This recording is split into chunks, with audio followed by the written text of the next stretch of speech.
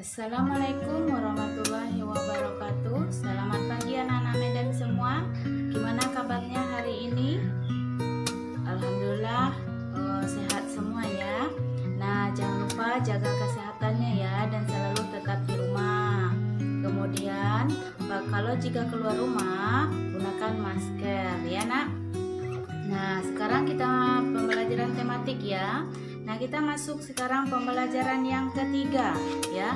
Pembelajaran yang ketiga.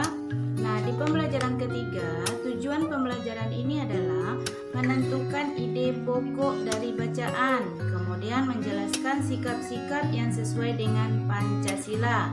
Kemudian menggambarkan peta kondisi geografis wilayah tempat tinggal.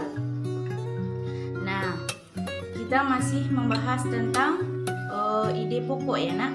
Nah, cara menentukan ide pokok kemarin sudah kita bahas ya. Cara menentukannya yang pertama membaca secara intensif, kemudian yang kedua menentukan atau menemukan kalimat utamanya ya. Nah, pada setiap paragraf itu pasti ada kalimat utamanya. Kita harus menentukan terlebih dahulu. Nah, setelah dapat menentukan kalimat utama, kita akan bisa menentukan ide pokoknya apa. Nah, ide pokok ini atau kalimat utama itu bisa terdapat di awal paragraf dan di akhir paragraf. Kalau di awal paragraf itu disebut dengan deduktif. Kalau di akhir paragraf itu disebut dengan induktif. Bisa dipahami anak-anak Medan semua? Nah, sebagaimana ya, negara kita ini adalah negara kesatuan. Ya, nah, negara kesatuan, negara Indonesia. Nah, apa dasar negara kita? Dasar negara kita yaitu Pancasila. Nah, sebagai sebuah dasar negara, Pancasila juga mengatur segala aspek dalam kehidupan sehari-hari. Kemudian, Pancasila juga mengajarkan menyanyi segala bentuk ciptaan Tuhan yang sebagaimana tersirat dalam makna sila pertama.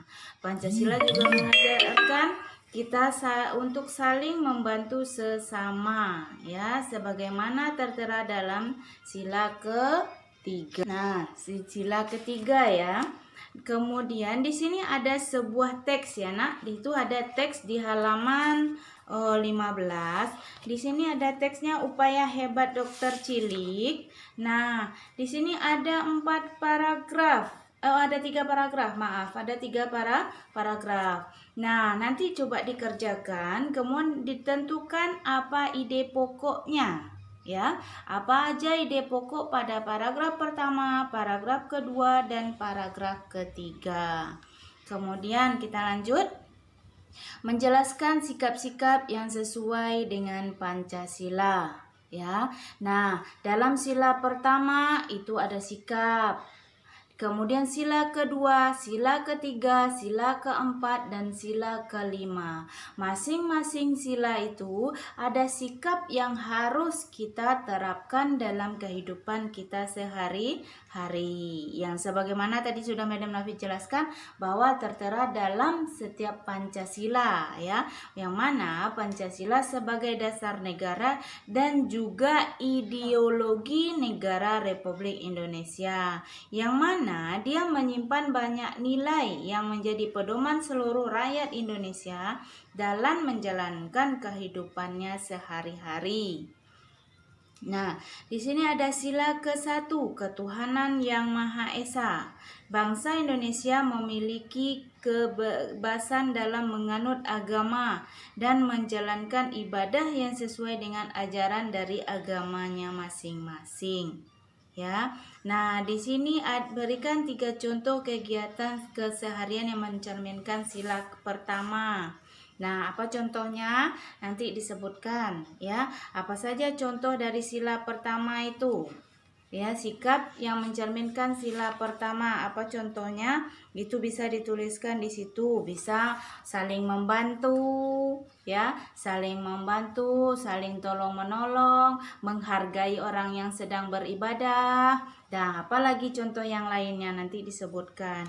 Kemudian sila keduanya, kemanusiaan yang adil dan beradab. Bangsa Indonesia akan diakui dan diperlukan sesuai dengan harkat dan martabatnya sebagai makhluk hidup yang diciptakan oleh Tuhan Yang Maha Esa.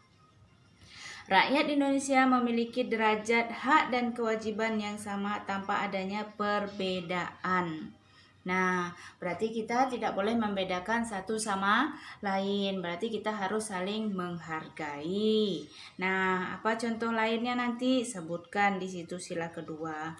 Begitu juga dengan sila ketiga. Sila ketiga, Persatuan Indonesia.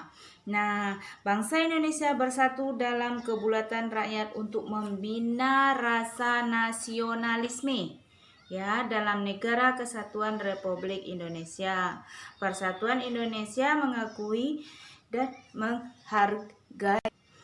menghargai keanekaragaman di Indonesia.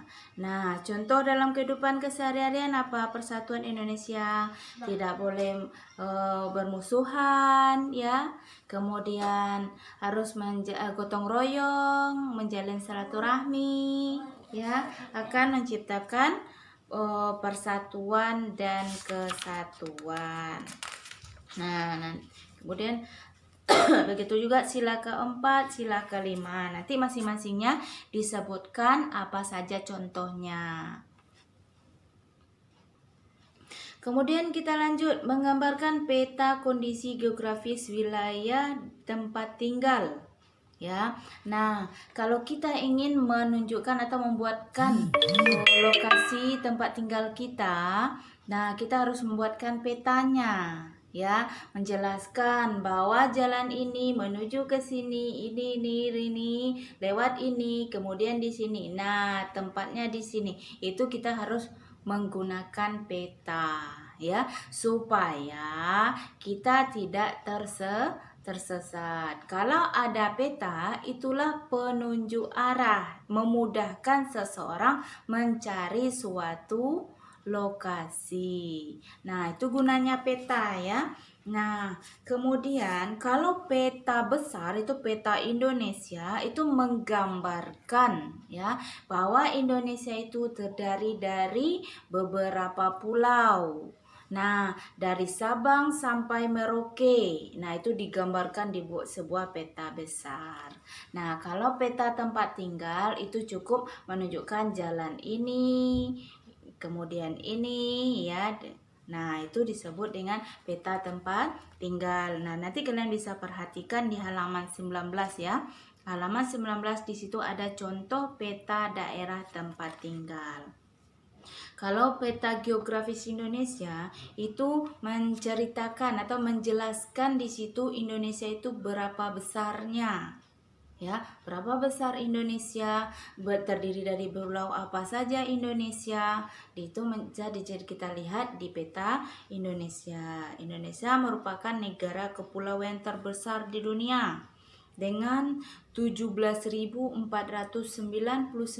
pulau yang ada di Indonesia. Nah, itu dari Sabang sampai Merauke, ya. Nah, Indonesia lah kepulauan terbesar di dunia.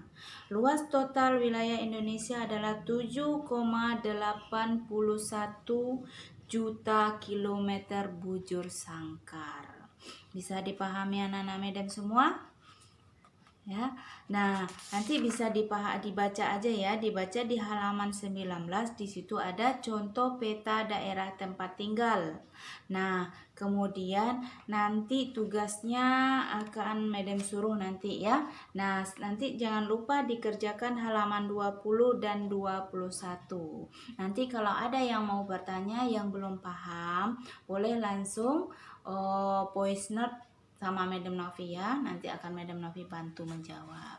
Nah, untuk pembelajaran tematik yang pembelajaran 3, Madam cukupkan sampai di sini, ya. Madam sudahi. Wassalamualaikum warahmatullahi wabarakatuh.